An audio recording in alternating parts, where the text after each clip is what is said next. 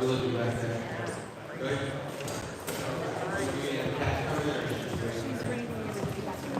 Okay. We're wrangling. We're providing the last couple of cats in to get the show started.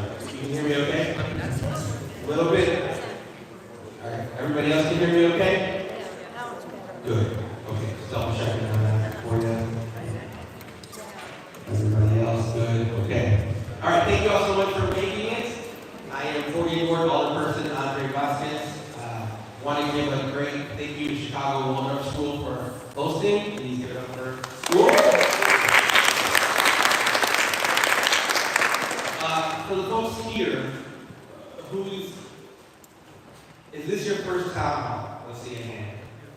Oh, MG, thank you guys for making it out. So those of you who've been here before, we do one of these every quarter. We have since we've taken office, and this is our 6th year.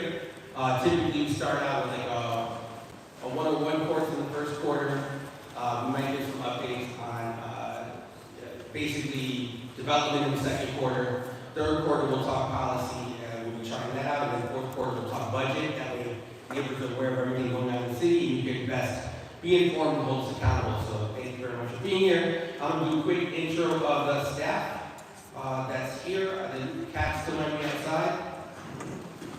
It's Kat Sharp in the back, who's our chief of staff.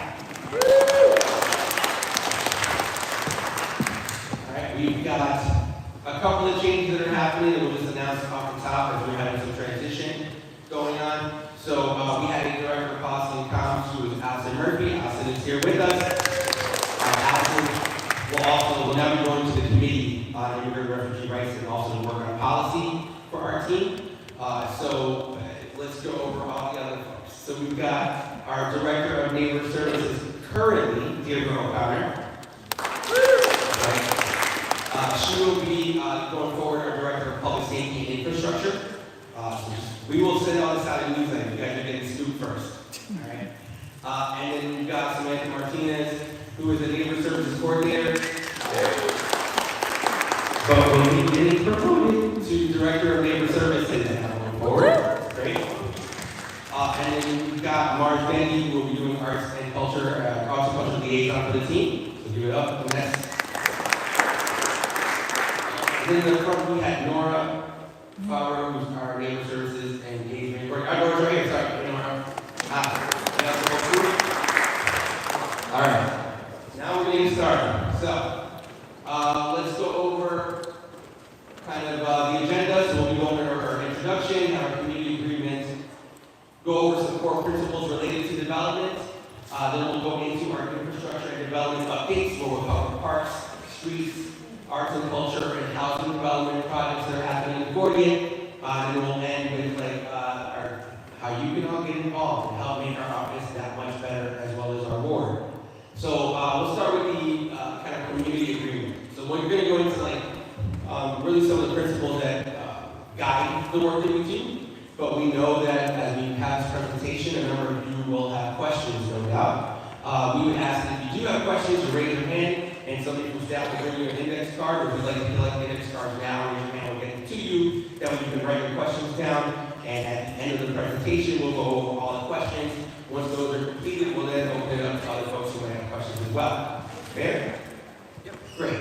That way we can go through all this information as quickly as possible and make sure folks are informed and we have enough time to get answers as many questions as we can. All right, so here in 40 we're guided by 5 key principles, right? We think about the work that we do and how we are held accountable, how we make sure we're improving. These are the things that we focus on. So number 1 is services. You all pay for the services, whether you're talking cleanup, trash cans, or other personal issues. Sometimes you've got we'll call neighbor differences. And you might need to call us to kind of bring folks together or have to provide services there as well as all the city services you all pay for. Safety, Obviously, safety actually has a variety of different definitions. I know we most often think public safety CPD, but when you're thinking about pedestrians crossing the street, that's public safety. When we're talking cyclist infrastructure, right?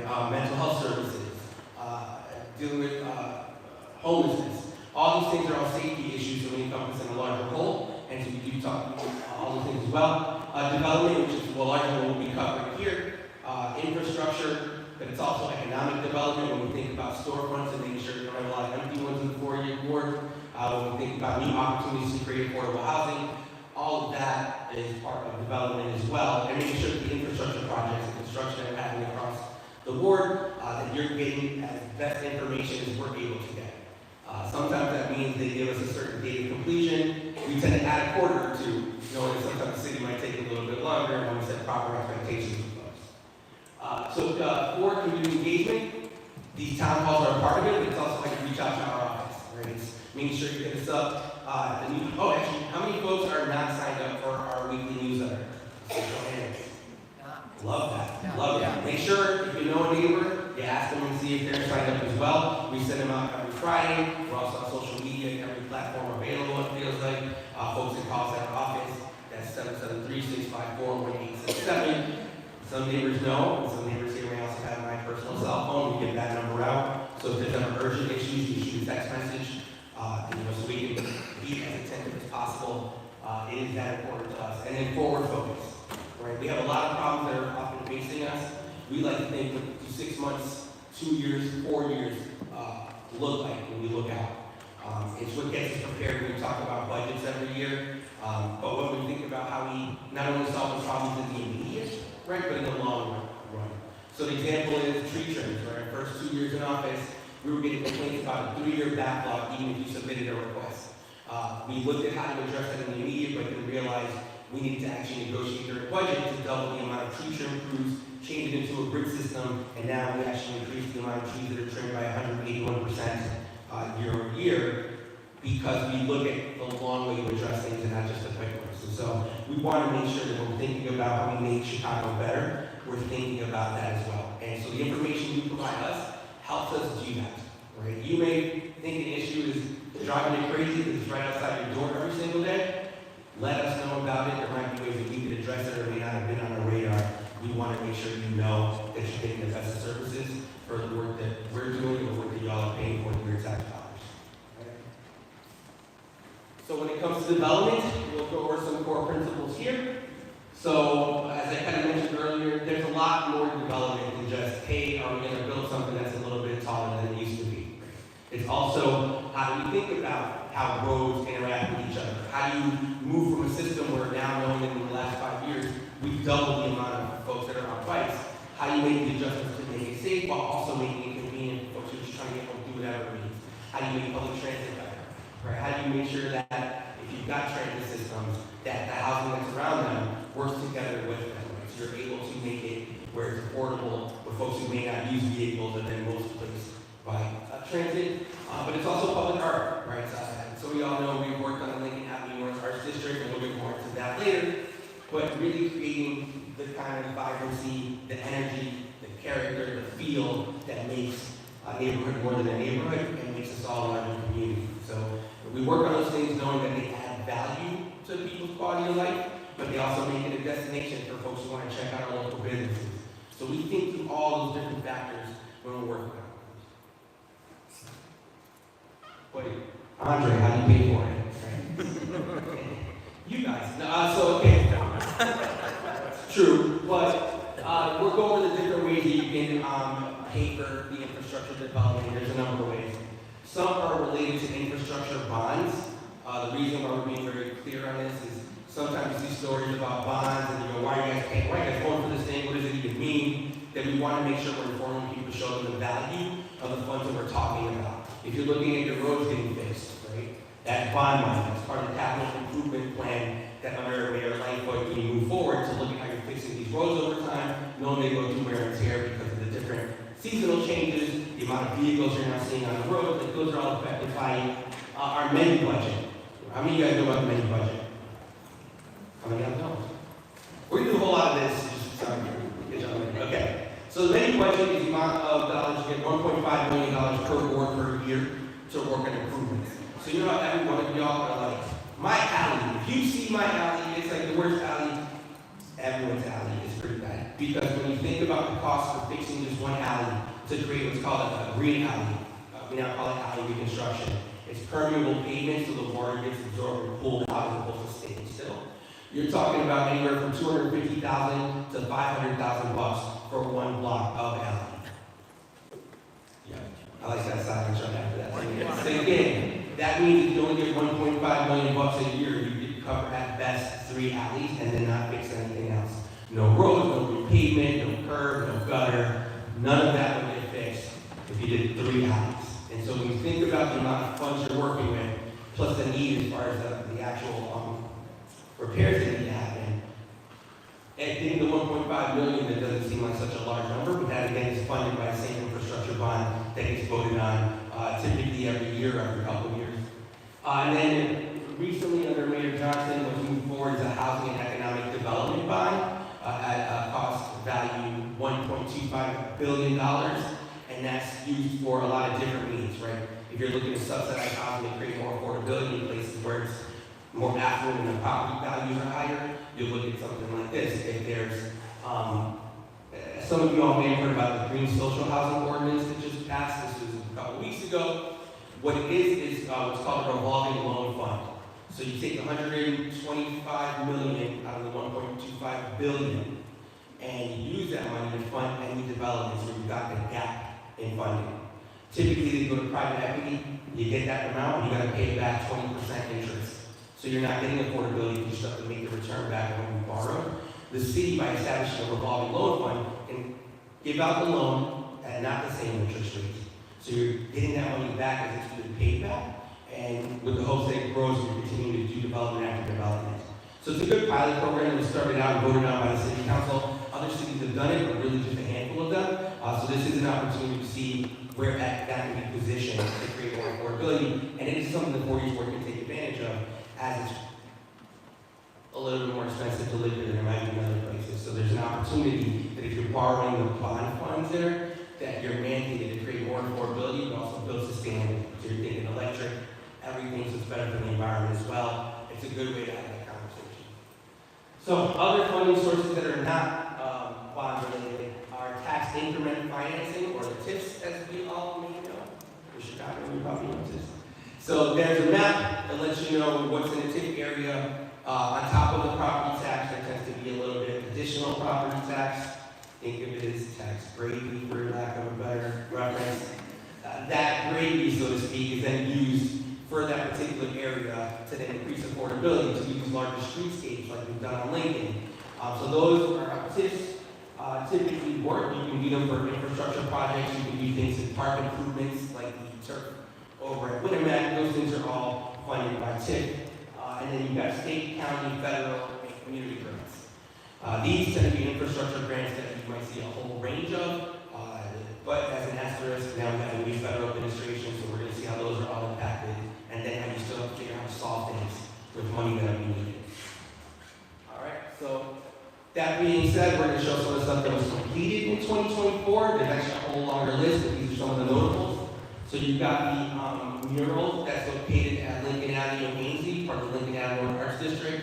That was funded by a grant on that one. We've got the Lawrence Ave Streetscape that was voted on by my predecessor, Alderman O'Connor, and that's funded by TIF. At that point, it got completed, thankfully, this year. We've got the Leland Greenway, which is currently happening in Lincoln Square. Those of you who spend any time on Facebook talking about why cars should or shouldn't be on Lincoln would be aware of some of those changes. That's happening as well. Park 599, which is in West Andersonville, currently the unnamed park, but you will get a name soon. That also has been completed, and the metro station over by Peterson and Ridge. Right? So these are some of the big notable projects. The metro station, for example, took 15 years, and so we had to come and take office. And I will share with you that the way we got it moving so quickly is by getting all the people in the same email. That is it. That is that, and continuing to bump that email as if you were in the corporate world has actually got it moving, so we can then continue to point fingers to who's slowing it up. That's how government works sometimes. So I make sure you guys are informed. Transparency is what we do. And it's more things. So we're going to now transition over to infrastructure development. And so I'd like to call Deirdre up for your part of the presentation. Thank you.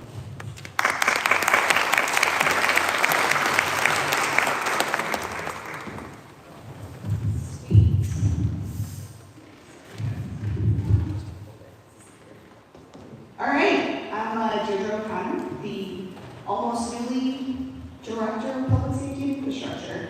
We're going to walk you through some of the really exciting construction that's happening, that has happened, and keep you guys updated.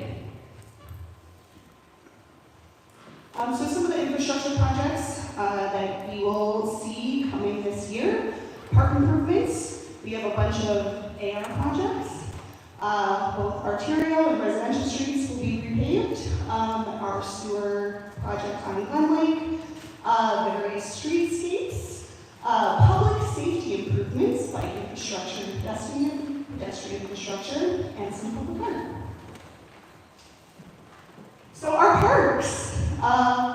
This year, some of you guys may have seen at Winamac, we did complete the tennis and pickleball courts and pathways. I think they were completed in 2024. Exciting news, the baseball turf fields will be completed by fall of this year, which will include a new baseball turf field and drainage improvements, including lighting that will be coming. So we're super excited to see Winamac and Amundsen be able to use this space. Warren Park. I was hoping to have an update by today, but it was sent out to bid. But there are a bunch of exciting projects coming to Warren Park. That includes a cricket field, which will also have lighting, shuffleboard, horseshoe, and bocce ball courts, pickleball and volleyball courts in the area where the batting cages will be. There will be courts and then a new spot for batting cages, and then a nature play area that kids who use the park were able to help design, which is really exciting. We look forward to seeing that hopefully go to bid and start construction this year with the expectation that we finish in 2026. So some future park projects is the West Ridge Nature Park. They've won a PD project, which allows them to have a storage facility, which gives them an opportunity to do some more events in the West Ridge Nature Park. This is one of my favorite parks in the 40th Ward. If you haven't been there, you gotta go check it out. It's lovely. And then with Mather Park, Mather sits on a tip. And so we got to go through with the Park District and Chicago Public Schools and walk around the park to see what kind of improvements we could bring to Mather Park to really beautify the space and bring it into the 21st century. So super excited about that. We're going to see some improvements to the tennis courts, which need a lot of love. The pathways around Mather Park, if you've been there, they are treacherous. New benches, basketball courts are being added back. So yeah, stay tuned. We're super excited to get this project going. Yeah. Streets. So exciting. Okay, so as many of you probably suffered through, Western is almost done. They said by the end of next week, the decorative crosswalks will be complete, which will complete the Western arterial resurfacing project, which includes new pedestrian islands and bike infrastructure on Winamac for the Winamac Greenway. Pratt has had its first layer of asphalt, but we are going to see some exciting new improvements for safety over there with bump outs and also protected bike lane. It will be some time before we see a second layer. There's some lead surface replacement lines that have to happen before they can finish the resurfacing. So they are saying it'll be a couple of months, so I'm hoping the end of Q3, beginning of Q4. Okay, Demon, a lot of you noticed that Demon Phase come after the Fourth for All celebration in July. So we will be, there will be temporary closures to one side of Damon and a detour route while they do the race crosswalks, but those will be going in at Winmac and Winona. Additionally, starting Thursday, weather permitting, they're going to continue resurfacing from Farragut to Bryn Mawr and then Bryn Mawr to Ravenswood. So you're just going to see some additional safety measures there and milling and asphalt. Ravenswood. I know that a lot of folks have been asking for this project. We know that Ravenswood right now is very treacherous in places, and we're super excited to announce that it will also be starting not this week, but starting Monday is what I was told today. So a lot of this is pedestrian safety. There will be a shared bike lane along Ravenswood. And so we anticipate, so it's starting in Peterson and heading south. And so it will be open to traffic the entire time. We know that Ridge is happening. We realize Ravenswood is being used now. It is going to be a little painful, but when it is finished, it will be really beautiful. But as always, reach out to our office and go to our major projects page. We do have bi-weekly meetings with CDOT with all our AR projects. And so if anything comes up along that, I'm more than happy to share your feedback with CDOT. So please feel free to always reach out. Last but not least, Ashland. I just want to preface this with, we have gotten so many requests over the years about how dangerous Ashland is for pedestrians, for cyclists, for drivers, and we really took that feedback and we approached CDOT and really made them make some really great improvements. You know, there are folks, we had somebody lose their life, we take pedestrian safety very serious. So we're really grateful that CDOT worked with us on a lot of this to bring a lot of pedestrian safety to Ashland. So there will be lots of curb extensions. Grateful for the traffic light at Ashland and Berwyn. And this will be a major project. They anticipate it's going to start in July. It will be 4 to 5 months, as they say. So I would say 6 to 7, 8 months. Just to level set. It's a major part of the north side. It is a big project. It will be a pain, and then it will be really great. So this is going from school to Ridge, and they anticipate starting at the south end and working north. If that changes, that will be on our website, it will be in our newsletter. We will keep you up to date as much as possible. And again, any issues that arise with these projects, feel free to reach out to me. I will be on the line with CDOT. They know me really well at this point. Ashland is coming. Okay, resurfacing. So there's been several resurfacing projects. We had some carryover from 2024. Most of you have seen Berwyn, Argyle, and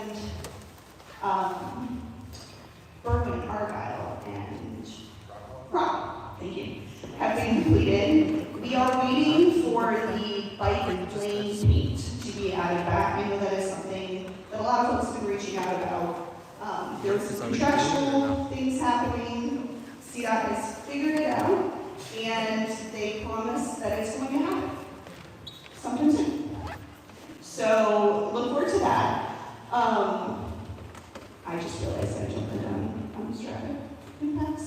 But this is a good visual for you guys to see. This is our CIP map. And it gives you a look at the areas that will be affected by these AR projects. So we, as we've been saying, allow some time for commuting. Give yourself some extra time, and your patience is appreciated. So yeah, this This is what I was saying. I got caught up. So yes, so we've seen Berwyn, Rockwell, Argyle get done. We are still waiting for the paints for the bike lanes. Additionally, I just got informed that Rockwell from Lent to Hoyle will be done. They are milling next week, I believe, and then that'll get fresh asphalt. Pending no sewer work needs to be completed. And then Manor is our collector street through our CIP project this year, and that will most likely start end of the year, October, if not. It could possibly get carried over into 2026. But yeah, we have a ton of resurfacing happening and in the pipeline, and you shall see it soon. Our Glen Lake sewer replacement project began earlier this year. Happy to report that the sewer itself is 100% complete. So it's been connected, all of that fun stuff. Now we're just in the restoration. Curb and gutter has to happen. There are some lead service replacement lines on Maplewood that have to be done. So this project is, although the sewer is complete, the project itself isn't. So that'll be a couple more weeks depending on the lead service replacement lines. And then after that, a traffic circle is going to be installed at Glen Lake in Maplewood, which the neighbors over there have been really anticipating. So we're excited to have that all coming. Lincoln Avenue North, Arts District. So you guys saw phase 1 was completed last year.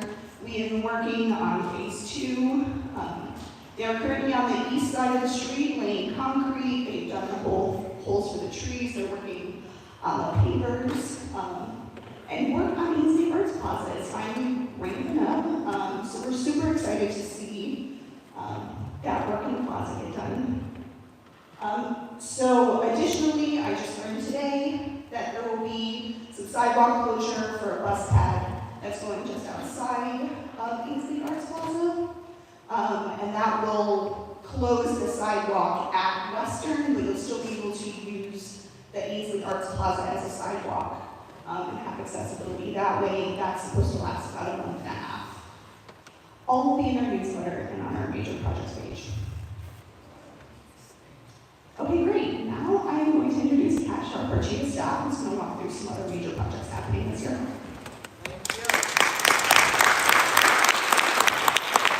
Hi everyone, my name is Kat Sharp. I am the Chief of Staff. I mostly handle zoning and public safety in our office.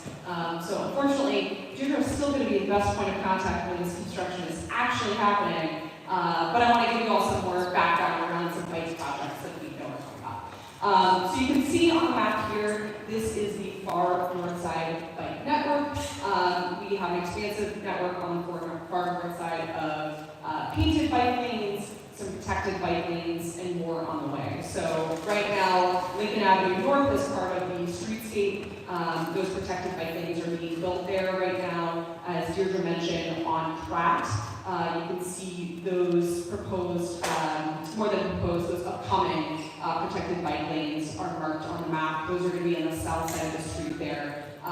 The Pratt protected bike lane actually predates our office having Pratt in the ward, but we're really excited to carry this project forward. And we're really thrilled about overall helping to create a ward where we have interconnected bike lanes, so that if you are a cyclist, if you want to become a cyclist, whether or not that's for commuting, for fun, for your kids, then there are safe routes to do it and get to where you need to go within the ward. One of our other major projects, this does not include a protected bike lane, but does include an advisory, a painted bike lane, is Granville.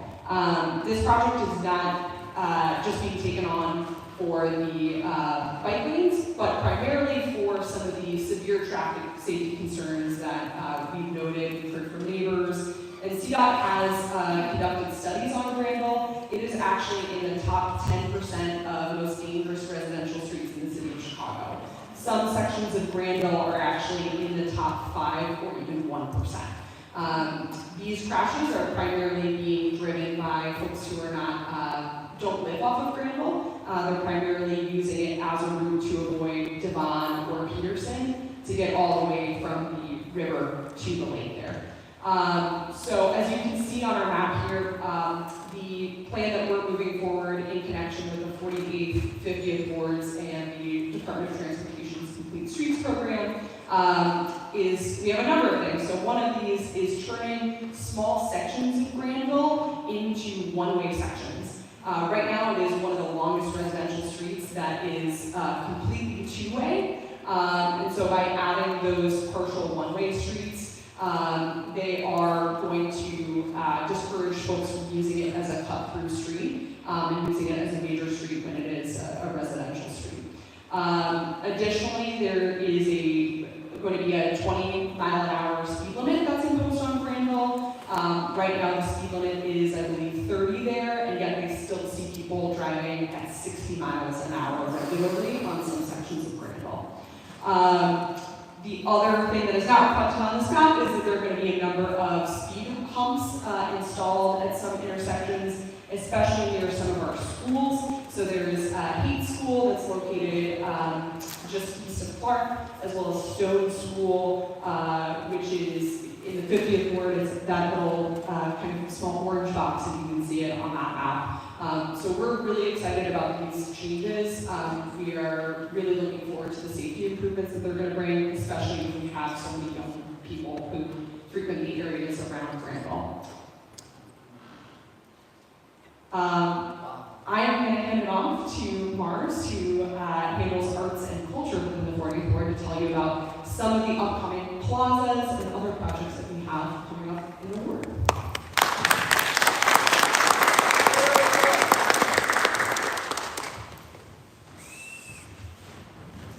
Hi everybody, my name is Mars. I am the 40th ward's arts and culture liaison. We have some really exciting public art updates and public space updates that I want to share with you, so I will just get right into it. Also a quick shout out to Oscar Joy's Milana District. If y'all have not seen that yet, it's a really beautiful piece that I think just really embodies the energy of the neighborhood. So if you haven't seen it, definitely check it out. Alright, so the Elise Mallory Plaza was planned for 2025, but it's now we're now looking at spring of 2026. Elise Mallory was a powerful LGBTQ plus advocate, as well as an advocate for the Black community. This plaza is named in her honor, and it named in her honor, and we just want to make sure we highlight how important this is for the ward. You can see all of the plans.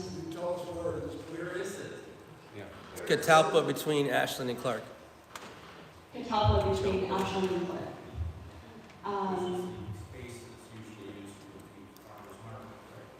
Correct, yes.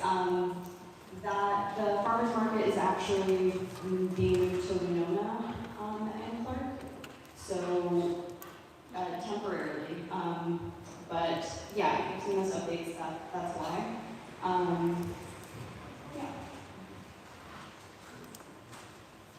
All right, so the AZ Arts Plaza is currently under construction. There's the planned features for the plaza include some new performance stage, landscaping, and increased pedestrian safety protection.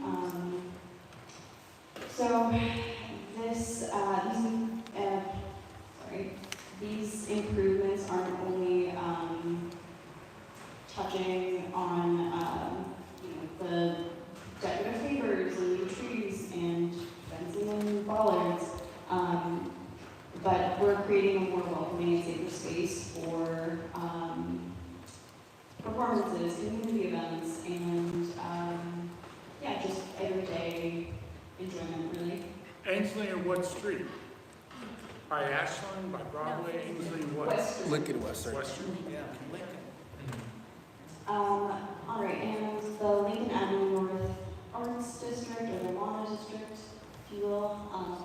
We are continuing to develop Lincoln Avenue North into an arts district to create a sense of place on this corridor, drive investment, encourage a sense of community, and improve quality of life. So we're not only looking to beautify the space, but also provide a platform for local artists and Where is this exactly? Between what and what? Western to Brandon. You're not saying Western to where this Catalpa. is. Western to Catalpa along Lincoln.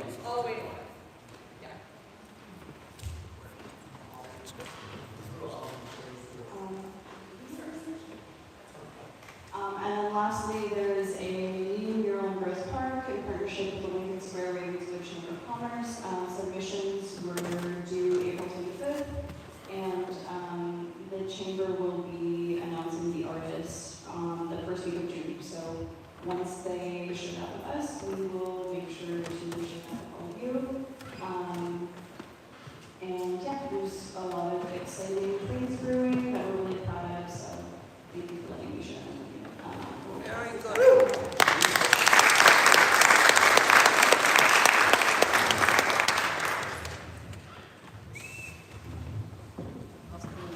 All right, I'm gonna get back to the mic stand. Okay. All right, housing. Peterson. Yeah, that's just a picture though. We won't get into that. Yeah. There's no decision. So we'll get into housing. Kind of as I said at the beginning, really part of the goal we've always had is to increase affordability in the ward, knowing that it's very challenging for somebody trying to find a one-bedroom, two-bedroom, so for a family that's not what someone finds exorbitant and trying to just find a place to live. Now, when you think about how you're creating affordability, there's only a few ways to do it. You either subsidize it, and when the city does it, it's not always the most cost effective. As we've been learning, it's like $800,000 per unit to create affordable housing. That's a challenge in and of itself, right? It's why the revolving loan fund is a different way to address it, rather than having to pay per unit, right? But we also know there's a way to increase affordability is you increase supply in comparison to demand. If you're not increasing supply, you have the same stock of housing, the actual cost increases as does the price, it becomes less and less affordable. So when we talk about increasing density where possible, this is what we mean. You create more housing stock, then it becomes a more competitive market that helps to bring prices down, and therefore you create some affordability there, or at least a lot more realistic costs compared to what's happening currently now when you don't have housing. So some of the things we've done, for example, are proactively zone, which is like the first time the city's actually done it. A whole stretch of Western, from Addison, Howard, in partnership with 47, 40, 49 ward, to actually increase what you can do by right. So for clarity for folks who are not zoning experts, and everyone, I have a whole bunch of the crowd, but typically what occurs is the city sets boundaries on what you can build on certain lots. People come to us with a proposal. We have a community-driven zoning process, which doesn't happen in every board, but sure as that happens in ours, where we have a meeting, they present the proposal, neighbors ask questions, we then have a form that neighbors can give their feedback, and then I look at that feedback before making any determinations. But we want to level set that it is one of our core values to increase affordability and density when and where possible. There's different ways to do it. So we'll go over some of the projects that we've actually are either in the works, getting completed, all the above. This, however, is a different kind of housing that we're proud of. So, as you all know, there's an increase of homelessness across the city. Folks want to address homelessness. I'll tell you, between us, cheat code, top secret. How do you solve homelessness? You create housing. All right. So, the challenge, however, as you may know, is there's not a profit margin in creating housing for the unhoused, because you're not getting money for the housing. So sometimes there are funds that can be worked, and sometimes you have to figure out creatively how to partner with different folks to get it done. So this right here is the Haven on Lincoln. For those of you who live in the Lincoln Square area or Lincoln Avenue North Arts District, between Western and the top on Lincoln, as we covered, it used to be the Diplomat Motel across from Tony's. You know what I'm talking about? Yes. All right, so history lesson. Lincoln Avenue used to be basically like a highway where people would get off of the airport. They would then go there, so this is why you see so many motels in the area. It's where people would stay once they come into town from flying places. Over time, they go to the 80s, 90s, and fast forward, it went from being that kind of scenario to what some might describe as sketchy, as far as some of the motels, which led to what is now lovingly called adaptive reuse. So, if you all know the Bud Lawn Library, used to be a motel area that got acquired by the city through eminent domain, torn down, and then became a library, right? We looked at it a little bit differently. When I took office, I actually visited all the different motels and talked to the motel owners who articulated to me that it was the first time anybody from government had actually talked to them and treated them like business owners as opposed to blights in the community. And so that allowed us to really have a better understanding on when some of these properties were actually going to be placed on the market. So we saw Diplomat as an opportunity, as well as some other hotels, and partnered with the Department of Housing and Chicago Department of Public Health. This was beginning under Lori Lightfoot's term to find these opportunities. This was acquired and it is being converted to the city's first ever, we call bridge housing. So this is housing for the I didn't even say what it was, man. Here's what we mean by bridge housing. It's housing where someone who is unhoused is given the dignity of their own unit. So it's not just a whole bunch of folks under one roof, right? You get your own unit, your own place, your own address. You also get services on site. So if someone's suffering from mental health disorder or substance use disorder, or they're trying to get the skills to get a job, or they need to figure out anything anyone would need to survive if you can't afford housing, we'll be providing on site in partnership with different organizations. Typically, they say somewhere from 3 to 6 months, but as we know, some people need a lot more, so we're not going to be kicking anybody out. We're trying to help people have the dignity, have someone on their journey, as they're then identifying more permanent housing. So this is something we're immensely proud of. It'll be 37 units. And that could be for single folks, or we could have 2 people in a unit, families as needed. So it can serve anywhere from 37 to 55 people. Part of the reason this pilot moved forward is actually thanks to COVID. So we're lying there. During COVID, when we had a lot of unhoused folks who similarly were concerned about getting sick during the pandemic, the city actually rented out a large hotel downtown. People got their own unit, and what they found out is through providing the services, you actually got increased health outcomes. People were able to then get healthier, to then have better outcomes and find places to live. And so by getting all those learnings, so it's really data-driven, this pilot is the first time the city will be doing it. It is estimated to be completed by the end of this year. We did, however, have some curveballs. Welcome to Chicago. So, due to the federal government, partly because some of the services provided will be funded by Medicaid, and there's a concern that someone we all know who's in the White House might ruin that for everybody. So we have to figure out other options. I'll also say that the city had its own challenges that they created. So after last year's budget, in order to figure out how to solve the budget, we later indirectly found out that some of the funding was gone. Didn't get a call from the mayor, didn't get a call from the city, didn't get a call from the departments, happened to just come up. So once we found that out, we figured out how to solve it. So because that funding is gone, the operators who were going to operate the actual shelter were no longer going to be paid. We then had to get into a request for proposal to identify somebody who could take it on, who had maybe more of a diverse portfolio and is actually doing this work. So thankfully, we've been able to find a partner, Cornerstone Community Outreach. They do a lot of great work in Uptown. We've actually met with the executive director there, who was part of the first round when they were looking at the motels and finding people to operate it. So thankfully, we were able to get that resolved. It will be going forward. We want to make sure we announce that to everybody here, and want to make sure we have solutions, right? So again, 24/7 on-site staffing. We also have a public safety plan in partnership with the 20th District. Let me clarify for folks. If you have people who are suffering from substance use disorder, there are people who might seek to capitalize off of that and stop by and try to sell substances. We want to make sure that the people that are living in the unit are safe.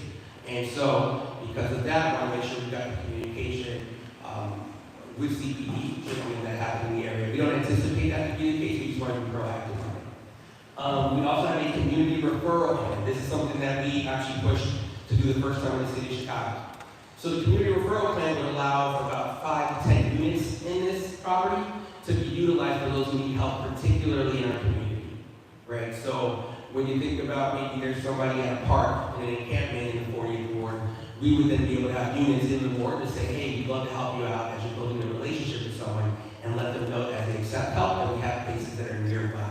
Because sometimes when you're in an encampment, you might not trust whoever's coming to you to provide help, and you may not be inclined to travel all the way across town to a shelter where you may not even know what the experience is like. So by having the ability to have that kind of property nearby, it makes it a lot more palatable for someone looking for a place.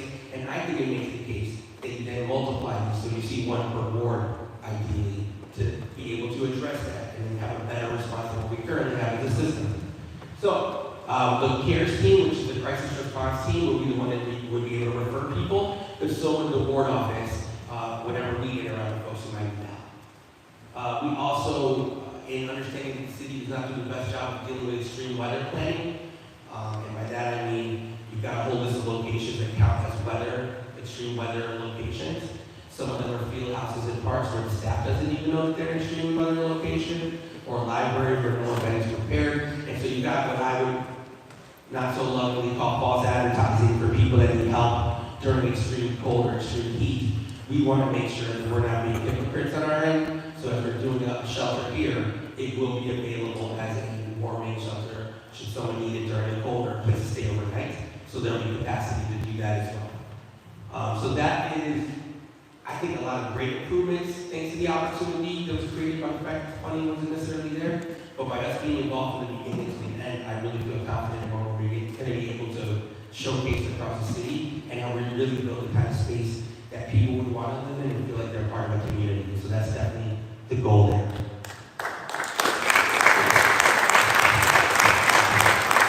We also be super proud of the 40th ward to be able to really lead at the forefront of the city with something like this.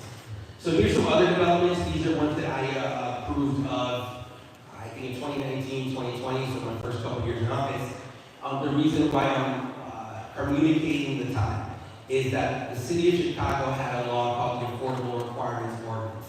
If someone sought a zoning change and were developing a property that's 10 units or more, the requirement would be that 10% of them would be affordable. What does affordable mean? It means such that somebody who makes 60% of the average median income could then be able to live on and also pay rent. Right? So there's a fraction of that that would be there as far as the cost. So 10% was what was required. In 2020, we passed legislation that actually doubled that to 20%, which is what's currently the case. But just wanted to level set it. When these were approved, you've got two properties, one on Lincoln and Farragut, the other one on Lincoln and Foster. If you guys go over there, you see that they're almost exactly like the drawings at this point. But they were 10% ARO at that point. So it's 44 units, meaning each property would have 4 affordable units that were apartment. We wanted to push the envelope and try to get more affordability. So what I did is negotiate to then change the retail side of things, so the first ground floor. What we incentivized, negotiated them to do is to create live workspaces in those retail spots. So for folks who may not know what a live workspace is, it's not a co-working space, it's not really hang out with your laptops. It's basically an apartment unit that has a storefront attached to it.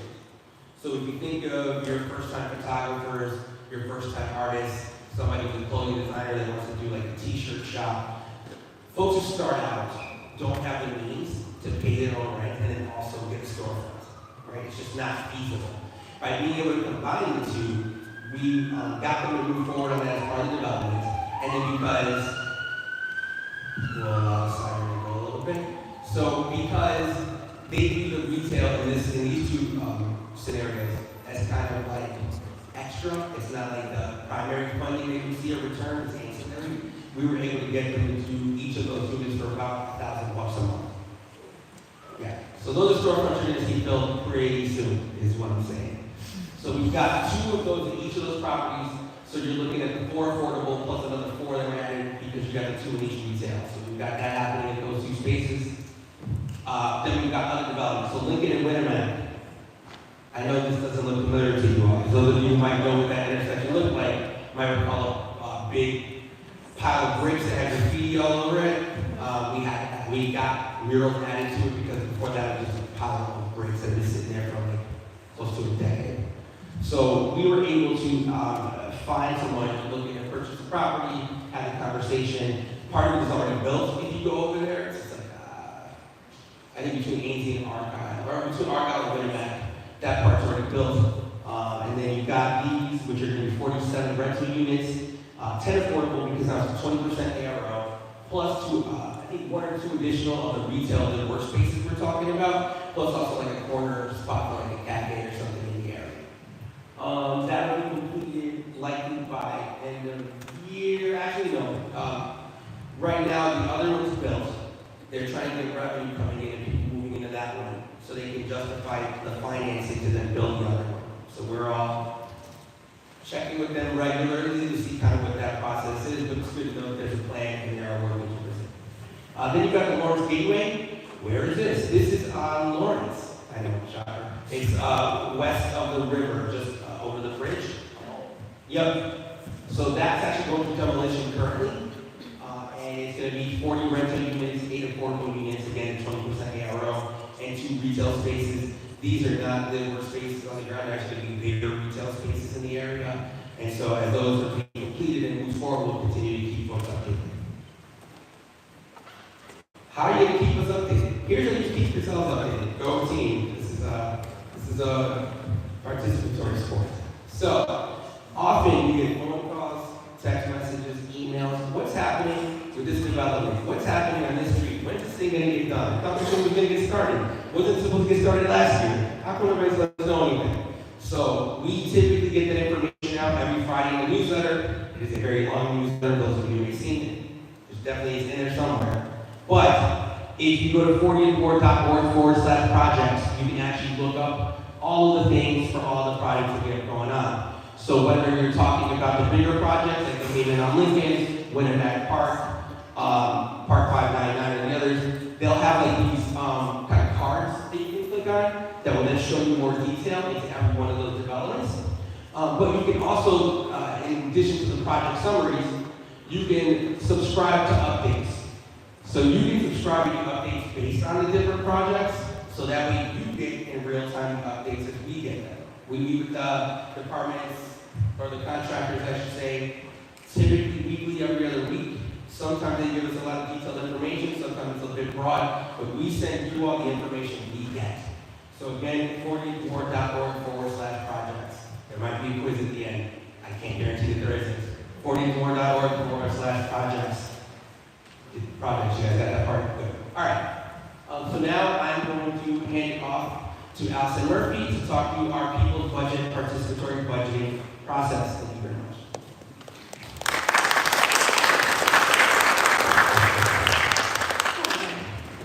So we are going to talk a little bit about my personal favorite way of exercising democracy now and always, which is the 40th Ward People's Budget.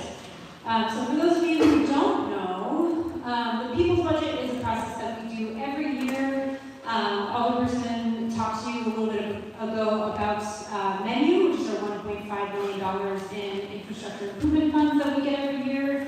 And we like to be democratic about things. We figure it is your tax dollars. We would like for you to have a direct say in how it is spent. So in addition to being able to tell us if there's like a repair that you want to see, we also let people vote directly on what bigger projects they want to see in the ward. So this is how it works. In the first half of the year, we take submissions from the communities for the types of projects that they want to see. So we differentiate between things that are smaller repairs that might be a huge deal for a property or a block, but aren't necessarily going to have a huge impact on the surrounding communities. Those no one votes on. Those are just something that you can submit to us anytime, and we will take a look and submit that out to CDOT for repair. For bigger projects, though, your parks projects, your library projects, if there's a large pedestrian safety project, those tend to cost a little bit more money, and so it's helpful for folks to be able to have us kind of present them to the community and have people tell us what they want to see. So right now, at this very moment, you can submit a proposal for a type of project that you see in the 40th ward. There are a few rules, which we'll go over in a minute, about the types of things we can and can't spend money on. But within those rules, you can submit anything that you want, and we will consider it for a potential project for our people's budget ballot. So that happens the first half of the year, and then we have a wonderful opportunity to volunteer for the PE committee. So our people's budget committee are the people who go through all of your amazing ideas, all of your amazing submissions, and they take a look at all of those submissions based on like what we can do, and also the type of criteria that we want to see as a ward. Like, is it going to have a big impact on the community? Is it something that is making it safer or more sustainable, or in some other way having a great impact on the community? And those community members, which anyone can volunteer for the committee, so if any of you in this room would like to volunteer, please come find me after, we'd love to have you. They go through and rank all of those projects, and the top ranked projects, we will then reach out to the appropriate departments to get estimates and make sure that it's something we can do. And then we take usually the top 5 of those projects. Last year we did top 6, because we had some good ones. And people can vote on them. So any 40th ward resident ages 14 and up, and also students of any schools within the 40th ward, can vote on 2 things. The first thing they can vote on is how much of our $1 million in funds. So we have $1.5 million in funds. We usually save around $500,000 of that for any emergency repairs that come up throughout the year. And then of that $1 million, you as a community tell us how much do you want us to spend on repairs of existing infrastructure, your alleys, your street resurfacing, your sidewalks, versus how much do you want us to spend on new projects, so infrastructure that does not already exist in the ward. Some examples that we've done in the past has been that big beautiful mural outside Belmont Woods Library. We've done some pedestrian islands along Western. You may have seen the partially covered in plastic future soon-to-be left turn signal on Foster and Damon. One of my favorites because I live very close to there. That was a people's budget project. So you can tell us as a community how much of those $1 million you want us to spend on new infrastructure versus, hey, just fix what's already here. That's up to you. The second thing that you get to vote on is which of the new projects you would like us to fund. So our people's budget committee takes all of your ideas, ranks it until we get to a top 5, and then you as a community get to vote on which ones you would like to see. So last year, we had a few winning projects. This is actually 2004, but for this year, which just wrapped up, we had the Mather Park Benches and Pathways was our top project of the year. If you've been to Mather Park, you know how necessary this is. Deirdre's adorable niece, actually, this is not planned, we didn't make her do this to be clear, but there's just like a video that exists of Deirdre's niece being like, these pathways suck. And she got away, tiny niece, and we are going to fix those now. So once everyone votes on those, which usually happens in October and November, then we will announce to the community what we are going to fund in the next year. Depending on what the project is, sometimes it happens the very next year. Sometimes with things like traffic signals where they're a little bit more complicated, it might take a little bit longer, but they will all get done. Even the bike repair stations, they're happening, they're coming. They took us a while, but they are coming. So, how do you submit a project proposal? You can go to this link or scan this QR code on your phone, and you can submit a project proposal. Everything that we need from you will be included on there. It does not have to be like a PhD project. We're not going to make you give us like a line-by-line budget. It can just be a short paragraph on the kinds of things that you want to see. And then we will take that and review it as a committee. These are just some examples of the types of information that you'll be asked for, but chiefly we just want to know where is it and what do you want to do. So some of the things, we went a little bit over the timeline, but some of the things I want to highlight are the criteria that we look at. So one big part of the criteria is like what are we actually allowed by the city to spend money on. So A, it has to be in the ward. So that's one very important thing. B, it has to be on public property. So we do always get some really great ideas for like, what if we use this empty property that, nothing much is happening on. We would love to do that, but we can't spend city money on something that is not city property. So it has to be on public property, so your parks, your schools, your streets, anything like that.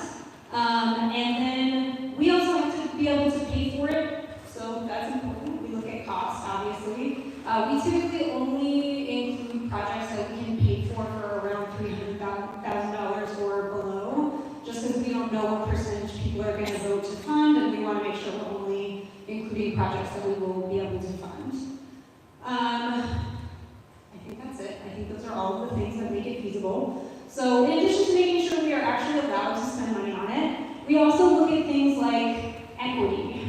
So when we talk about equity, we are talking about who is the serving, and particularly in a ward that was just had its boundaries redrawn, we want to look at things like, are all areas of this map being served? Are there neighborhoods that maybe haven't gotten as much attention, that haven't gotten as much in the way of infrastructure improvements, and are we considering those among the projects that we're looking at? So we always map out all of our projects to make sure we get a good spread around the ward. We like to look at sustainability. It doesn't have to, a pedestrian island is not necessarily something that forwards sustainability, so they don't all have to include that. But it's nice to see if we have a project that has something to do with making our ward a little bit of a greener place. We look at accessibility, so does this make the ward more accessible for people with mobility issues, or people with any kind of disability? And also just does it make the ward a more walkable, bikeable, drivable place that people can get around in a lot of different ways. We look at if this is solving an issue facing our community or meeting a need facing our community. And we also just look at creativity. It's fun to see something new and fun that we haven't done before. So a project doesn't have to be all of these things, but these are some things to keep in mind if you would like to submit a project, and we really hope you do. We got so many good ones last year that we literally could not decide between all of them, and we had to do a bigger ballot than we usually do, so hope to see the same thing this year. So some of you may be thinking, that's nice, but when are you going to fix my alley? And I get it. My alley is also kind of busted. So that is done through a different process, but it is done with the same pool of funds. So if you have a repair that you want to see, so some examples might be if your street is riddled with potholes and badly in need of resurfacing, if your sidewalk has a lot of cracks in it and needs like a full replacement. Again, if your alley is a mess, if your alley apron, that little entrance to the alley is a mess, any of these things, curbs, gutters, any of these things you can submit to us, and we can submit that to the Department of Transportation to see if they can fix it, which is why the bit.ly link is 40 fix it. You can submit these anytime. There is no set time of year that you need to submit these. We typically submit a whole big batch of requests to CDOT in usually the end of January or early February every year. But if there is an emergency repair, we can submit them anytime to CDOT. So anytime you see something that needs to be fixed, please send it to us. I do here want to shout out our Safe Streets Board. If anyone is here from our Safe Streets Board, can you raise your hand? Hi. Our Safe Streets Board is phenomenal. They're just the best. And one of the things that they do is they survey their neighborhoods for all of these kinds of repairs. So I believe Rob, who's back there, just surveyed an entire area in one day and was very sore as a result, but went around taking stock of every single thing that needed to be fixed.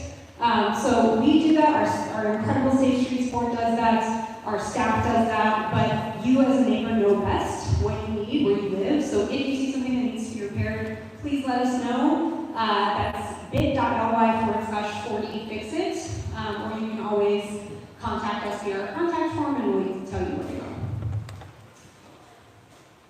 All right, with that, PD is one way that you can get involved. I'm also going to bring up Nora, who's going to take you through all of the other different ways that you can get involved, and we hope you do in our board. Nora.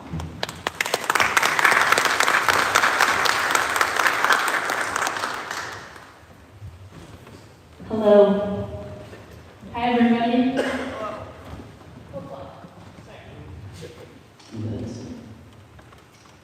Everybody, my name is Nora. I'm the Neighborhood Engagement Coordinator here at the 40th Ward office. It's a fancy term that means I oversee all of the volunteer recruitment, onboarding, and outreach here at our office. And you may have seen my face at some block parties. I'm also in the field often. I see Steve, who hosted an epic block party last year. Shout out to Steve. Okay. But beyond block parties, today I want to talk to you about our Neighbor Network. It's our volunteer program. It is robust and diverse. I'm just going to highlight or go a little bit deeper into 3 of our more established groups, and I'll let you know how you yourself can get involved. Great. So to start us off, Allison touched a little bit on the People's Budget Committee. I freaking love working on the People's Budget. It's my bread and butter, my PB and J, if you will. Anyway, if that's the case for you, anyone who lives, works, or studies in the ward can get involved with this committee. If you're interested in learning more about participatory budgeting and having a real say in where your tax dollars are going beyond pitching a project proposal and voting, get involved with the committee. We'll start meeting on a bi-weekly basis, probably late June or July through October. Participation is two-pronged or twofold. First, you attend our meetings in the beginning and help review all of the project proposals that we received, and then deliberate together and come to consensus on sort of a final shortlist that then Allison or Deirdre and anyway, staff at the office will assist with consolidating that list to pitch sort of like the final ballot of what will go out, like what is feasible for us. The second part, which is my PB&J, once again, is the outreach element. That's like getting out the vote and putting all of your hard work, like making it really successful by getting all of your friends, family, neighbors to vote and decide how we want to spend $1 million in our community. So yeah, if you love People's Budget as much as I do, you should join this committee. The second group that I'd like to touch base on is our Safe Streets Board, very relevant to the theme of this town hall. So it's comprised of neighbors who are super stoked or dedicated to improving pedestrian and bike safety and access to transit in our ward. And it's gone through some restructuring in the last year. But essentially, if you want to become sort of like a mini leader of your neighborhood infrastructure guru, as they say, in your neighborhood, and survey your area, and then tell us how we can improve your block or your neighborhood, this is a great way to get involved. As Allison mentioned, Rob, quick show of hands. Yeah, there's Rob. Yeah. Rob just surveyed his whole area around Andersonville. There's also Sophie in the crowd. Woo!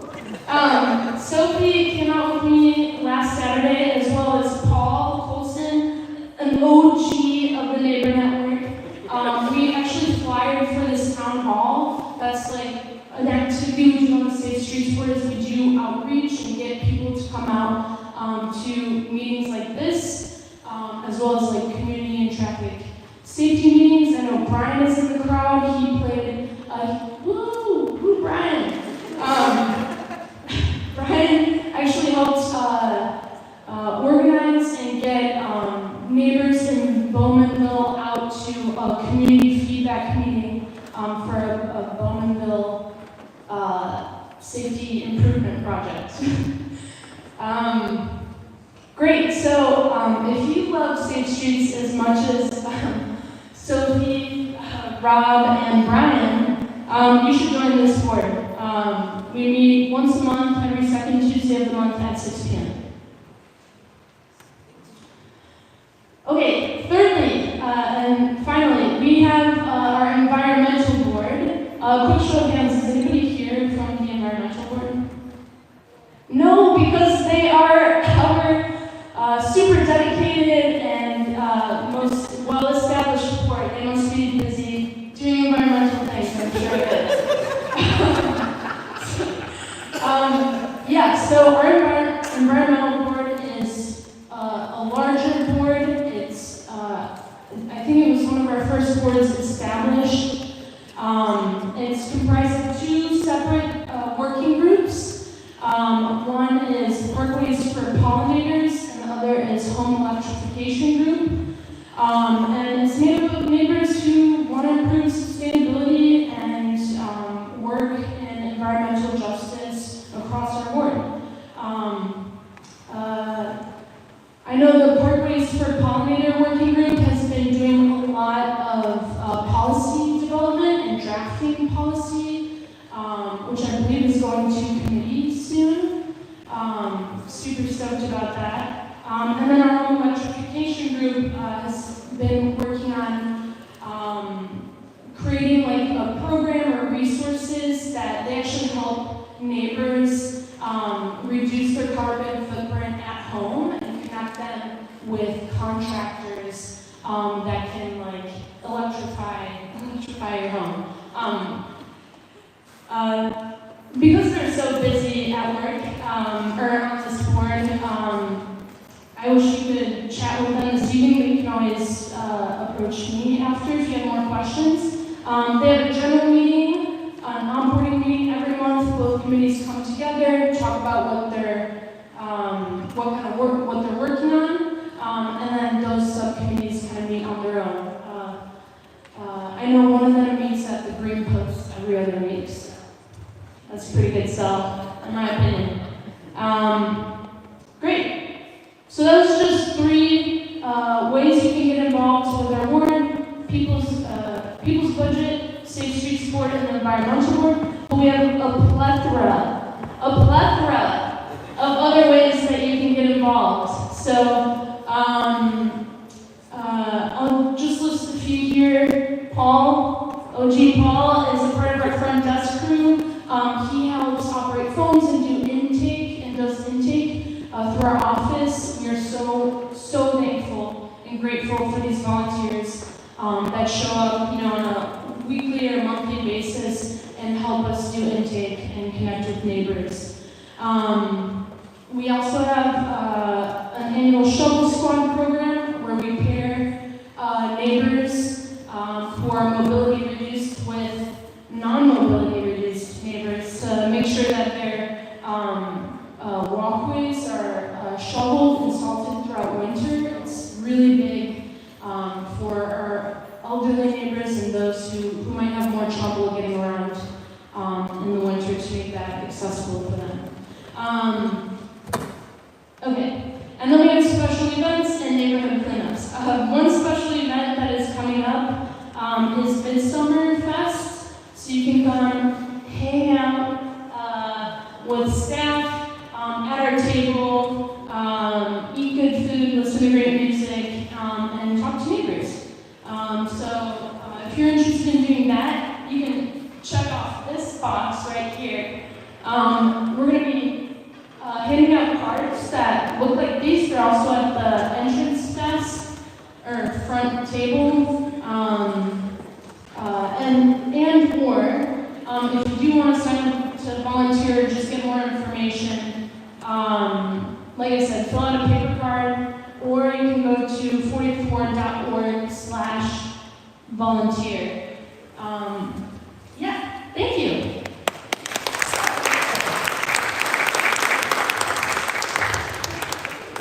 That's great. I couldn't help not do the woo. All right.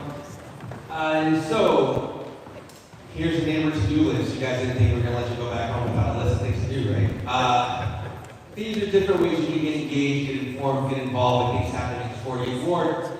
So sign up for the newsletter. I remember everybody here already has. Great, you check them out. There's a website called Shy Street Work. It's also located in our newsletter. What this does is it lets you find what are called the dig tickets and permits of anything happening in your neck of the woods. So you look outside, you see the construction stuff is up, you have no idea what's going on. You can go on the website, it'll show you the actual permit along with the contact of the contractor, so you can get updates on when the stuff is getting completed. Again, we'll be happy to show that to y'all if you reach out to our office. Bookmark the 40th Ward Neighborhood Development page, 40thward.org. Just click on the neighborhood development part, right there for you. Submit menu repair requests. All that stuff y'all want to get fixed, y'all complain about, just put it in the form. Send it over to us. We're happy to take a look at it. And make sure that we've got the list, so when we actually do have the funding to make the repairs, we already have that to work with. Submit any people's budget proposals, as kind of mentioned during the whole PB section. Volunteer for any of the 40th Ward boards, or the front desk, or the shovel squad, or the special events, or Midsummer Fest, all of the things. And then spread the word to at least one neighbor. Can I get that commitment? Can you all find one neighbor, just one that you talk to, you borrow sugar, you do the things, and just say, hey, have you checked out the 40th Ward website? Are you getting a newsletter? Can I get that commitment from everyone here? Sure thing. Hey, I want to remember that for each one of you guys when I see you in the streets. No, I'm kidding. All right? So, that is the gist of it. Please give it up for the rest of the crew. Thank them so much for their work. Here's our contact information. Well, actually, here's the logos for the contact information.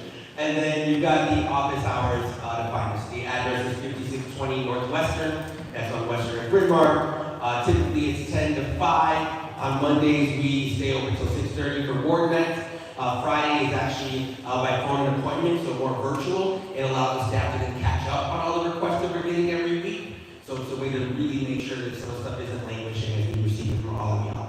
So with that, we will go to the questions. All right, Speed rounds. we're starting out here with maybe one of my favorite questions I've ever received, because it kind of gets to the point of all of this. Do most infrastructure projects in Chicago take a long time to complete, and what causes projects to take a long time to complete? Define long. As you can imagine, all these larger projects, you have to go through a planning stage, you have to go through contracting to make sure the city, when you're using government funds, are that they're adhering to requirements. So that's a whole bid process, design, that takes its own amount of time, right? But then you've got nature. So if the weather isn't permitting, it's hard to get some of the work done. What might also happen is, let's say you got work that then requires underground work. You might start digging. Well, first there's an office of underground construction. They make sure, I know you guys don't believe this, but it's true. There's a department that double checks. So if there's a utility that's going to be doing work on the streets, they'll tell them to pause until, hey, this other street work is happening by the city. Let's try to do it at the same time rather than continuing to tear it up and dig and refix and tear it, as you all know. You all may not feel like that's the case. I'm sure of it, but that is exactly how it does work. So I want you to just imagine the world where there was no office of underground coordination and how much worse that would be. So that's part of it, but there are times, for example, where let's say you're doing resurfacing and you want to make sure the gutters are doing okay, so you're digging in there, and then you look and you realize, hey, we've got an 89-year-old sewer. That thing's going to actually break apart. So we're going to have to make some changes there. Now we need to replace the sewer line. So now you found that you do more work than you first anticipated. That will then move the project out further, right? So typically that's a concern, and it happens a lot. Now, what's occurred in the last number of years, if I remember correctly, I want to say around 2021 or 2022, there were two things that occurred. There was a strike at the asphalt plant because the asphalt company wasn't paying their workers adequately for the work that they do. That's going to stall work from getting done. There was also a shortage of concrete during that year. So now you have a stop project that should have been moving. What that then led to is the subsequent year, they had to do 2 years worth of work in 1 year. Y'all know that doesn't happen. So then push those projects off and so on and so on. So that's kind of pushed a lot of those things back, but that is the reason for it. And this is why sometimes the projects might take longer than anticipated. the grant coordination is why it took us so long to do ARPA and Rockwell. I can blame people's gas for that, but we've got it done finally this year. Another great question. In light of known budget shortfalls, so a couple of people asked a version of this question. One person mentioned specifically the $10 million shortfall in the low-income housing trust fund, but also just generally in light of all the budget shortfalls and potential funding uncertainties with federal funding, do you anticipate any changes to certain projects like the Parks and Plaza projects, and are you thinking about what is the best use of our resources? Okay, so yeah, so the projects that are already kind of like signed off on, those will be going forward, but they were signed off on, the money for that was kind of allocated already, right? So whether it's TIP funds or any other funds, those were already kind of marked as far as the financing of it. So those projects will be going forward. The challenge sometimes is because it takes so long, people don't know that the project first was signed off on. Ainsley Arts Plaza is a main example, right? That thing was completed, it was a mural that was there, but it was only there to take up space, knowing that when the streetscape was going to occur, it was all going to be moved up. So this is like a phase 2 of a project that was already decided on, but because things take about 3 to 4 years, by the time you see that second part, you don't remember that that was the first agreement, and so that's sometimes why it looks that way. Now, as far as funding in general for new projects, it is something we think about. I think that's why when we talk about density and understanding the cost for like each affordable unit being so high, part of what you can do policy is to create the density to make the market more competitive and then increase more to bring affordability that way. That right there costs zero money now. You just change legislation and zoning to allow that to happen naturally. The challenge sometimes, as you all may know, as Harry Osterman so wisely gave me advice a long time ago, people love progress, but they're not fans of change. So they may want to see affordability and increased density because it leads to affordability, but hey, not on my block though, right? Because that's just different. If everyone felt that way, you get nothing built. And at that point, you still suffer from the actual consequence of it, which means your property values go up, your property taxes go up. You're still making the same amount of money. So you're impacted by the fact that the tax levy goes up, but you're sharing with less amount of people in an area. So we think about that as far as how to address some of the issues. And some of it is like the bond funding, right? So let's just say what it is, borrowing money, right? So there was the $830 million bond that was voted on some months ago that might have felt unpopular. It is because those funds were necessary to do the kind of large infrastructure. And I don't mean like the fancy stuff. We're not talking like a fountain at a park. We're talking your bare minimum, fix the roads. Because if those roads aren't getting fixed, they're not getting from point A to point B. The city becomes a lot less livable. You lose population, you lose tax base. The whole thing goes to put in the long run, right? You have to make sure you're maintaining the roads, you're an asset, and some of the other infrastructure. So you borrow the $830 million, right? What there's interest when you're borrowing. And so part of what was communicated to people was paying this back over like a couple of decades, right? And there was I'm giving a lot of details so people get it because I want my neighbors to understand this. So let's say you borrow money, you have to pay it back, rather than you would a credit card, for example. The city decided not to start making payments until about 2036 to the principal of the payment. And there was a big stink raised about it because it raises your interest to about $1 billion that you got to pay back. That's crazy. I know it sounds crazy, but let's walk through this. Because it's happening every other year for infrastructure, like cities do all over the country.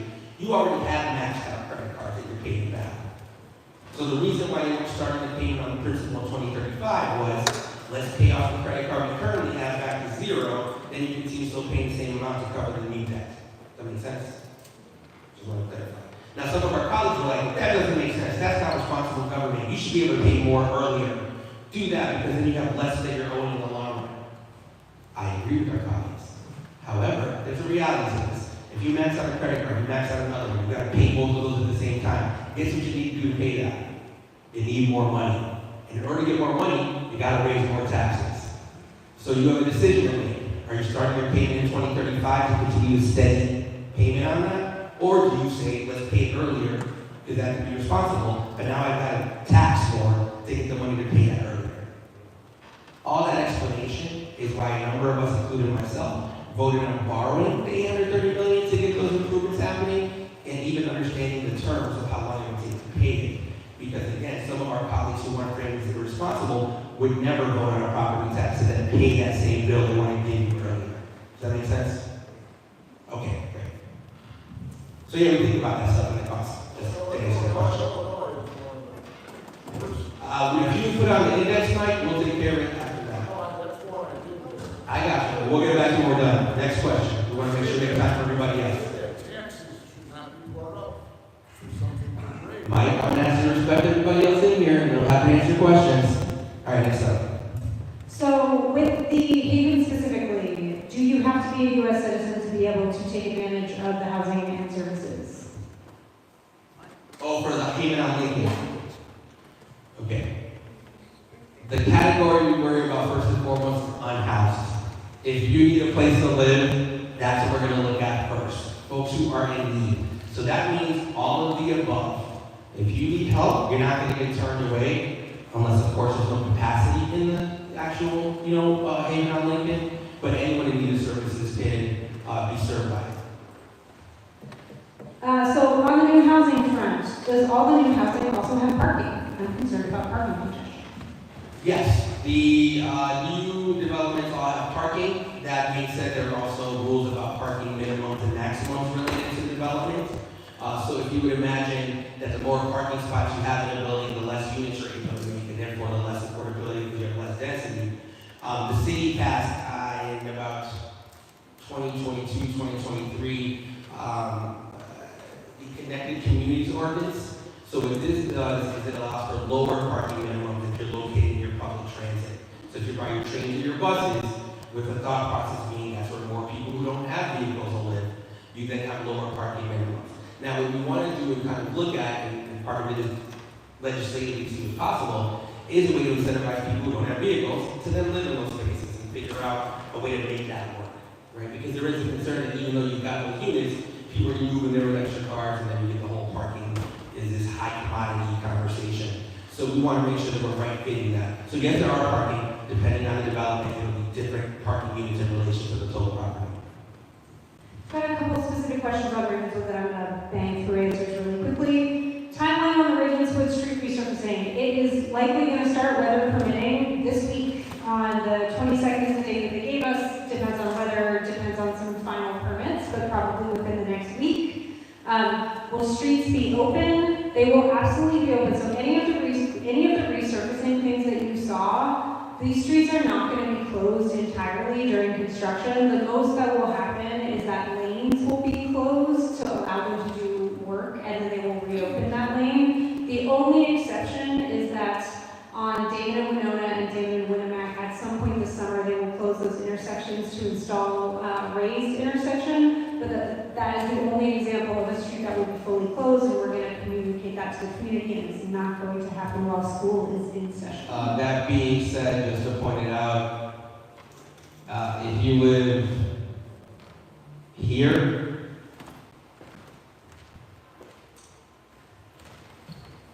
love y'all, good luck. I also have to live there too.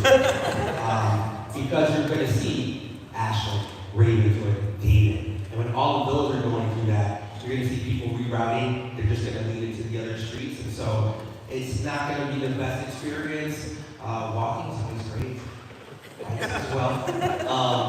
Definitely plan on leaving early. There's just something to consider, and we've been racing for this now for 2 years, knowing that it's coming. We want to make sure we're letting everybody know. So a couple specific questions too on like where things like speed humps will be located, what the bike lane will look like. If you ask this question, you want to know specifics, come find me afterwards. We're happy to show you what the plans look like or tell you afterwards, but we're not going to get into super specifics here now just because it takes us a while to look those things up. But for trivia, in case there is a quiz, there's a difference between a speed bump and a speed hump. Speed hump is the one on the street. Speed bump is in the alley. The more you know. Where's the start? There's also a fun new kind of speed hump called, for some reason, a sinusoidal speed hump. I don't know what this means, neither do you. But what it basically allows for is bikes to more easily traverse it without, I actually know this is said. It's a sinusoidal, which means it goes up and down. So the end ones are lower. So when you're on a bike, you can go around it. Much like a sine wave. Oh, look who remembers this class is in. Look who's fancy. I'm on a move today, Berwyn Bikeway, so question of when this is going to be finished. So Berwyn Bikeway has been done for a while, except for this very conspicuous gap between Ravenswood and Clark. That is going to be finished right after the Ravenswood resurfacing, so it should hopefully happen closer to the end of this year. And that is because the Berwyn Ashland stoplight will be added there, therefore making it safer when you're trying to get from the river to the lake on a bike. So that is going to be done before the year. Yeah, so possibly actually after, likely in the fall or later this year, because they may wait until after Ashland is done to be both done. Also got a question on the Rose Hill Bikeway. So you can see here on this map that we've got Ravenswood happening, we've got Damon happening, we've got the section of Bryn Mawr connecting Damon and Ravenswood happening, and then there's this little bit of Rose Hill between Ravenswood and Ashland that's also going to be resurfaced. There's also going to be a mini greenway there that's just connecting the Ravenswood bike lane to the Clark Street bike lanes. So it's going to look very similar to Berwyn Greenway. I'm not sure whether that will happen this year or in spring of next year, but it should follow pretty closely after Ashland. All right. This is another question about Ashland that I just think is a good thing to ask. Why doesn't the railroad trim their trees? And when are they going to do it? Okay, let's talk to our folks who are not the best partners. No, when you submitted it. I didn't submit it. Oh, trust me, we are with you on this one. So, Union Pacific, you submitted, great, like it. Not the best. Too, you know? Yeah. Not the best partner, first and foremost, right? And when you're talking Union Pacific being something that's more like state over state across the country, it becomes a lot harder for just the city to hold them accountable. So there's two different sections. Typically, you might see a fence that'll separate the part that's Union Pacific property from the actual city part. Right? Now, both of them present unique challenges. Union Pacific's unique challenge is that they don't do anything. So we're working to continue pushing on them to get some level of thing done there. Like I said, I'm gonna move. So lately, I've been actually researching chainsaws on a pole to see if there's things that we can actually do to help out. That's how bad the Union Pacific is. I'm not gonna have any staff do that if I do involved. Just gonna lay that out there. However, that's part of it. On the city side of things, we typically would encourage is a lot of folks drop litter and mess it up, and no one's taking care of it. And so the city might have what's called a quality of life team, who might once a year come clean it up. So if you look at Ridge, just north of Peterson, they actually trimmed all that and cleaned it up recently, but you're talking once a year. And so really it's an opportunity for folks who want to be part of the environmental board or your local block club to like adopt kind of those and make sure they're cleaned regularly, that they're trimmed. And if you keep doing that, people are less likely to just drop stuff. The more you neglect it, the more people keep dropping trash, and it becomes a bigger problem. So that would be the challenges there. Last question on Ravenswood. We did get a question about work going on between Lawrence and Winnemac and the Windsea Park expansion. We are very excited about that. That is not in the 40th ward, which is why it was not included here. But if you want to know about it, I talked to the 47 ward team a lot, so come find me afterwards. Happy to talk to you about it. Okay, we have a question about Catalpa and what the process was for choosing to permanently close it. I just decided one day. No, I'm just kidding. It's not what happened. As some of you all may know, for the question asked for the folks who don't know, it was a long, continuous process of conversation.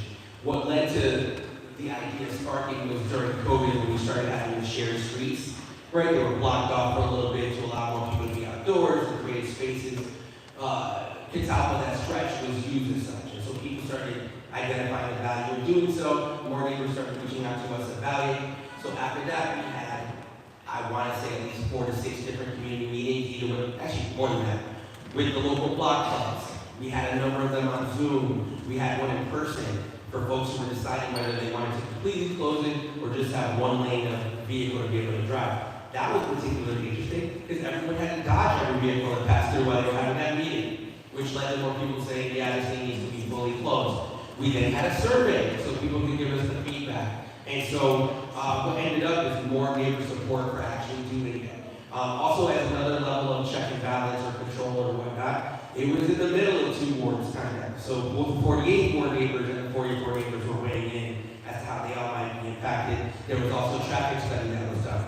So during weekdays, during school days, during evenings, during all of the above, they actually checked to see if it would impact traffic. If you actually blocked it, they had to go around. They saw that it didn't do so in a substantial manner. So all of those things happened that ultimately led to it. Throughout it all, the funds were being found. And then there was a whole nother process that took way too long and actually pushed the city back about a year or two of neighbors just deciding what kind of plants they wanted to see. Do I like this paver? Hey, why are we having this kind of bench? All those things continued to the point that I found out that it was getting moved back a year. And that's where I was like, you know what, guys, I'm glad that we got all this feedback and actually have to get this thing going. And that's what ultimately started probably 2 years later than I believe it should happen. But we're getting it done. So we'll see it 2026. Not going. What is the expected completion date of the Ainsley Arts Plaza, and will Ainsley between Western and David be a greenway? Yes, it will. Yes, and as far as the completion of the Ainsley Arts Plaza, like all projects, I like to say before it snows in the year, right? So I think before the end of the year is when we'll see the completion of that, which gives us plenty of time to really work on the programming for this location.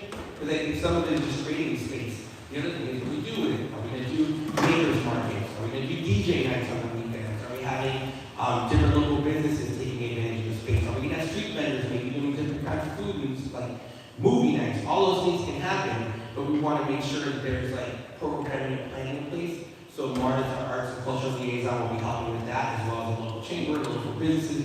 So if you all have ideas, let us know. For example, I want to move 40 towards that talent, because I am that kind of guy. There's two things. I'm going to do a scavenger hunt across the board. More to come on that. But a full-on talent show to see all the things that folks did. If you're in the 40s and have it on stage. As somebody who used to be an artist, actually you're always an artist, what you know what I'm talking about. Trying to find a space to perform is so challenging. You've got to find a local place with a bar or stage. Find out what days are available. So by creating a public space where you don't need to have costs to be part of the challenge, you can then book it.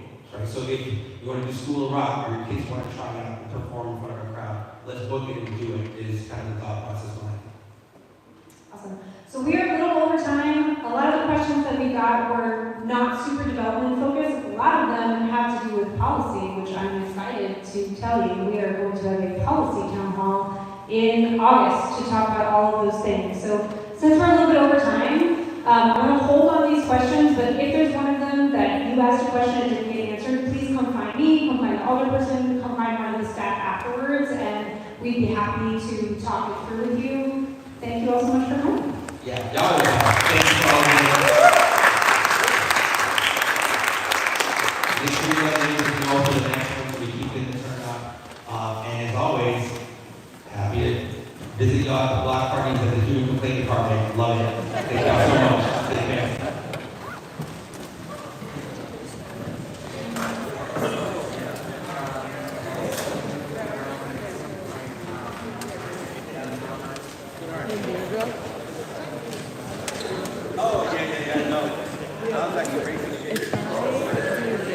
And then end does the same.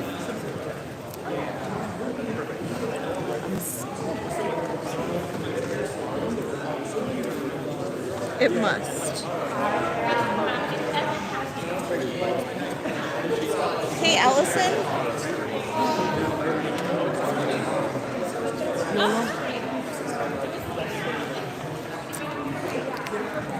What else would be the option?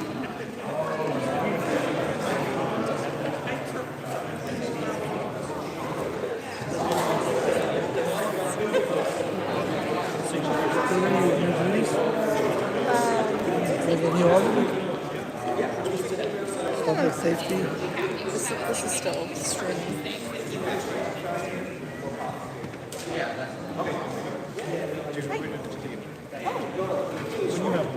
Yeah. Take that. I just have to end this, but I'm terrified it won't save the recording, and so I'm just nervous to press it.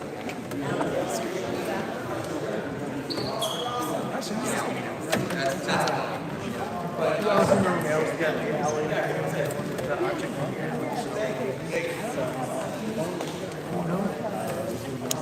Pat, do you just end it saves?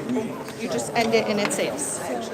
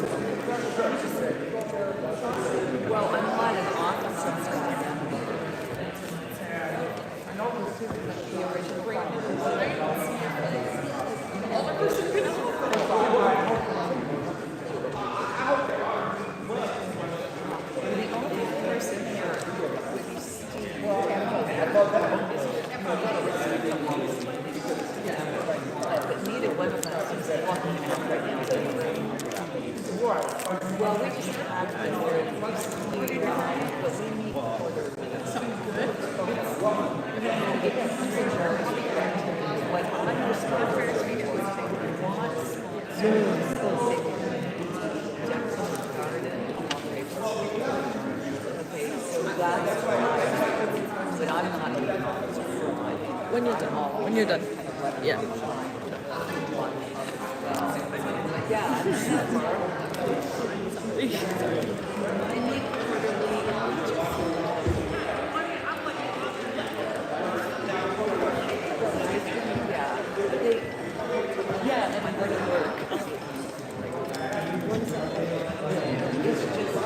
And your name is like